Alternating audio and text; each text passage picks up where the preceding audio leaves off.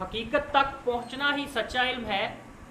वही जो वही का इल्म है जो अल्लाह अपने पैगंबरों तक पहुंचाता था, वही सच्चा इल्म है।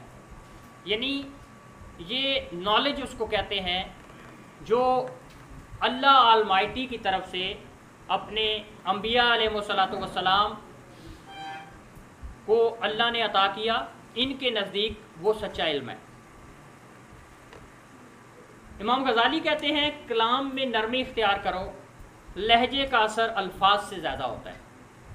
ये वही बात है जो मैं आपसे पहले सेशन में कर चुका हूँ कि तुमने सोचा ही नहीं हालात बदल सकते थे, तुमने सोचा ही नहीं हालात बदल सकते थे, मेरे आंसू तेरी आंखों से निकल सकते थे, और तूने लफ्ज़ों की तासीर को परखा ही नहीं, तूने लफ्ज़ों की तासीर को परखा ही नहीं, नर्म लहजे से तो पत्थर भी पिघल सकते थे, और तुम तो ठहरे ही रहे झील के पानी की तरह, तुम तो ठहरे ही रहे झील के पानी की तरह, दरिया बनते तो बड़ी दूर निकल सकते थे।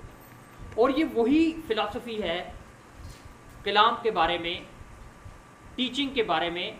नबी पाक सल्लल्लाहु अलैहि वसल्लम ने क्या फरमाया कि तुम में से बेहतर वो है जिसके अखलाक अच्छे हैं।